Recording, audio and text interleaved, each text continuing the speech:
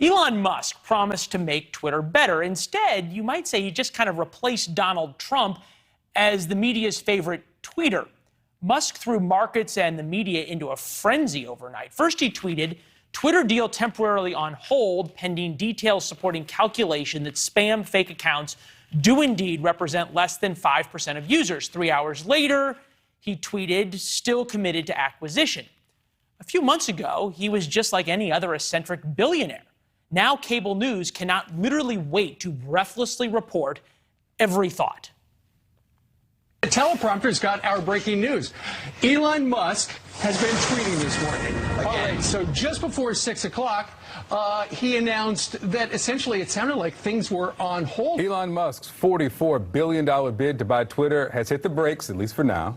Musk tweeted this early today. Elon Musk has put his bid to acquire Twitter on hold weeks after he agreed to take the company private in a $44 billion deal. Yeah, just kidding. 3 hours later, he came back and said he was still at it. Trump used to watch cable news with friends and time how long from his tweet to the breaking news coverage. I know this because he did it to me a couple of times. It appears someone else now might enjoy the same game. Rebecca Kern, the tech policy reporter for Politico, is with us. It's kind of amazing, right? Yeah, we are in this very unique environment where it does feel like Trump all over again with the Musk rapid coverage of news. It is a huge deal that he is trying to buy Twitter monetarily and just in the world, that that he's attempting to do this. And so certainly it has implications on many of his companies as well. Tesla's stock is very closely tied to the purchase as well. So there's lots of implications whenever Musk tweets. There's numerous implications, similar to when Trump tweeted back in the day. Yeah, I know, it's crazy. And you think about, he went from just a couple of years ago on Joe Rogan's show smoking weed and making jokes, and sort of this rich joke, if you will, almost like a Howard Hughes figure, but more successful, to now having this seat really at the very epicenter of politics, power, money, finance in America. It cost him $44 billion, but he was able to buy it. I'm wondering, as you talk to folks on Capitol Hill and the like, the more he tweets, is there more of a desire for government intervention in this sale or less? Honestly, I was up on the Hill this week, and I have to say the deal is not done. He hasn't officially bought Twitter. Just wanted to say that. And in fact, today's announcement was that, things have halted.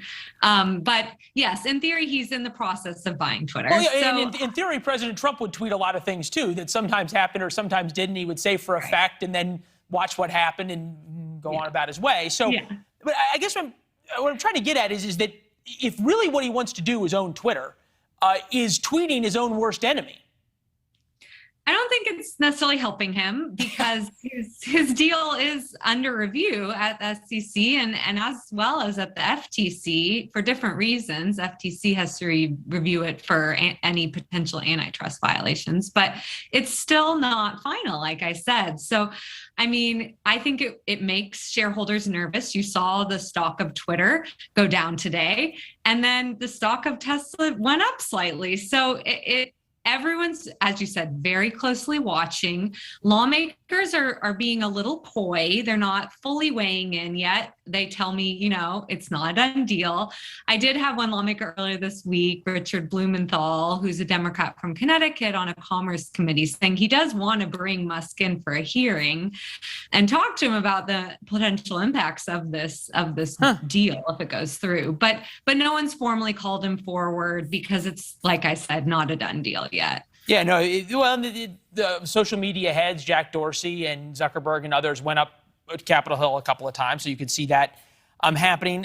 Musk versus Trump Twitter followers. Elon Musk actually now has more Twitter followers than President Trump did when he got kicked off. It's interesting because Musk said that he would bring President Trump back, and I think I speak for all honest reporters who say they'd like nothing more than President Trump coming back onto Twitter, and network executives who love the ratings as well. But in terms of sort of the voice in the room, you covered the Trump administration. Does President Trump still sort of hold the crown for tweeter-in-chief? I mean, it may be up for grabs now with Musk at play. As you said, he now has more followers. Granted, Trump is not on the platform. So Yeah. Trump did have a lot of sway. And at the time, he was the president of the United States. Yeah. And Twitter did treat his tweets differently because he was president and a newsworthy figure.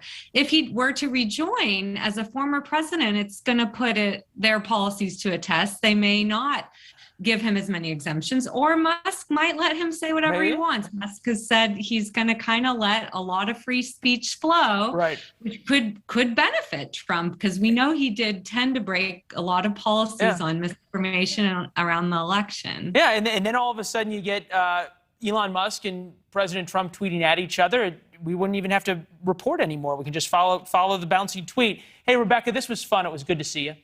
Good to see you. Thanks for having me. Talk to you soon. Thanks for watching. Click the red subscribe button below so you can get more of NewsNation's fact-driven, unbiased coverage.